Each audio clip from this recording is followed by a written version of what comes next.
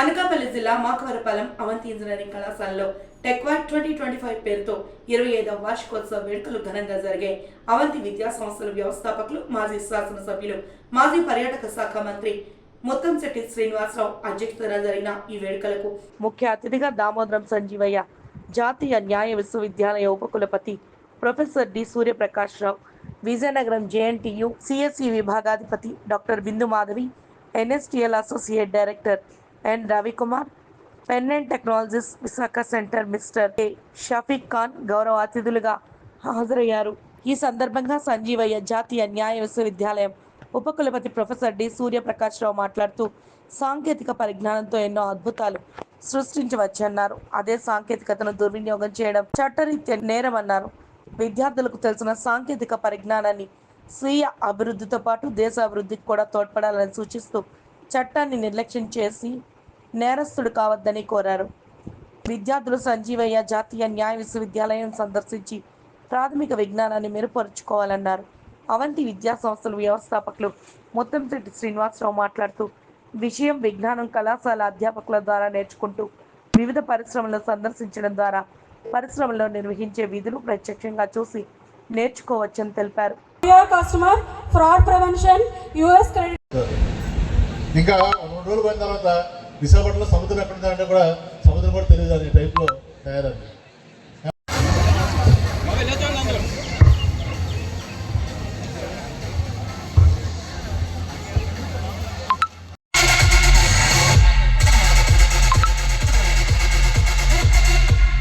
And P. Srinidhi of CSC and CSN have placed in justice. The first prize goes to M. Sai and R. Mohan Rao. He got the second.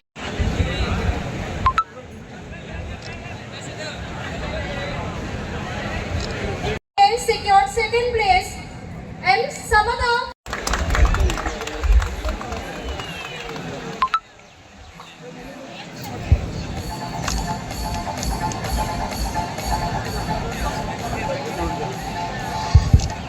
Narsipatnam division Makavarapalem Kamaruru గ్రామంలో సుమారు 26 సంవత్సరాల క్రితం ఈ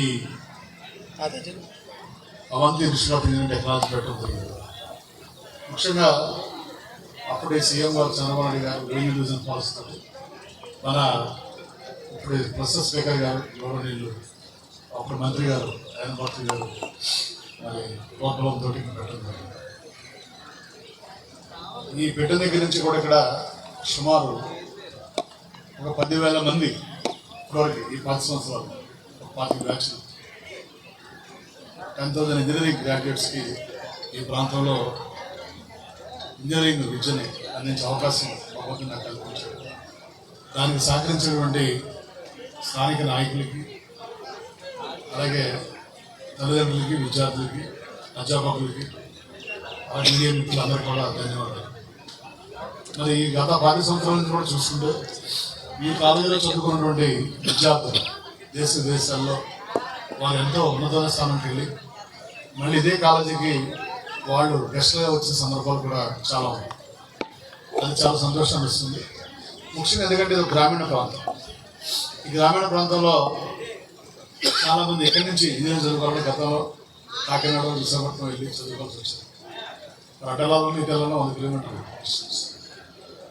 తర్వాత మరి ఈ రోజున ఇక్కడ పరిశ్రమలు కూడా చాలా వస్తున్నాయి. ఒకప్పుడు మరి మన ఇంజనీరింగ్ చదువుకుని ఉద్యోగాల ఉపాధి అవకాశాల కోసం ఇతర రాష్ట్రాలు, ఇతర దేశాలకు వెళ్ళాల్సిన పరిస్థితి లేదు. అలాంటిది రాబోయే రోజుల్లో నా ఉద్దేశం ఈ లోకల్ ఎవరో చదువుకున్న విద్యార్థులు ఉన్నారు వారందరూ కూడా రాబోయే ప్రైవేట్ యూనివర్సిటీలో మరి స్థానికంగానే ఉద్యోగాల ఉపాధి అవకాశం దొరికే అవకాశం కూడా ఉంటుంది. ఎందుకంటే మన ఐటీ మినిస్టర్ గారు కానీ, సీఎం గారు కానీ అందరూ కూడా వైజాగ్ డెవలప్ చేయాలి, ఐటీ పరంగానే కోరుకోవడం జరుగుతుంది. అప్పుడు తప్పనిసరిగా మరి ఈ ప్రాంతం రాబోయే రోజుల్లో ఒక మంచి పారిశ్రామిక ప్రాంతంగా కానీ, ఒక ఐటీ డెవలప్మెంట్ ప్రాంతంగా కానీ అభివృద్ధి చెందుతుంది. మరి అప్పుడు ఇది 4వ కాలేజ్ ఈ 6 జిల్లాలో 25 ఏళ్ళ కింద. ఇవాళ 40 కాలేజీలు ఉన్నాయి ఈ 6 జిల్లాల్లో. మరి వేలాది మంది విద్యార్థులు ఉన్నారు, మంచి ప్రతిభావంతులైన విద్యార్థులు.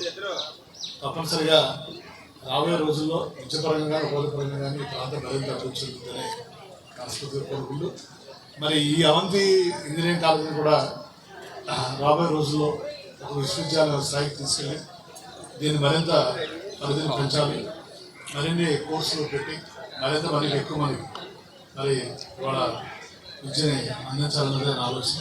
తప్పనిసరిగా మీ అందరి సహకారంతో రాబోయే రోజులు దీన్ని ఒక విశ్వవిద్యాలయ స్థాయికి తీసుకెళ్ళి తెలియజేసుకుంటూ మీ అందరికీ కూడా ధన్యవాదాలు తెలియజేసుకుంటే సెలవు. ఈ వాతావరణం చూసిన తర్వాత ఈ విద్యార్థులు క్రమశిక్షణతో ఉండడం, ఎక్కువ మందికి ప్లేస్మెంట్లు రావడం, అలాగే ఇక్కడ ఒక క్రమశిక్షణాయుతమైన ఇంజనీరింగ్ విద్య నేర్పడం, అవంతి శ్రీనివాస్ గారి నాయకత్వంలో ఈ విద్యా సంస్థ ఇంతగా అభివృద్ధి చెందినందుకు నేను చాలా సంతోషిస్తున్నాను. ఈరోజు ఈ ఉత్సవంలో పాల్గొనడానికి నాకు చాలా చాలా ఆనందంగా ఉంది. ఇలాగే ఈయన ఈ అవంతి ఇన్స్టిట్యూషన్స్, గ్రూప్ ఆఫ్ ఇన్స్టిట్యూషన్స్ని ఒక ప్రస్తుతం ఉన్న అవకాశాల దృష్ట్యా దీన్ని ఒక విశ్వవిద్యాలయంగా మార్చి మరింతగా విద్యార్థులకి అవంతి శ్రీనివాస్ గారు సేవ చేస్తారని, ఈ అవంతి గ్రూప్ ఆఫ్ ఇన్స్టిట్యూషన్స్ మరింతగా అభివృద్ధి చెందాలని నేను మనస్ఫూర్తిగా కోరుకుంటున్నాను.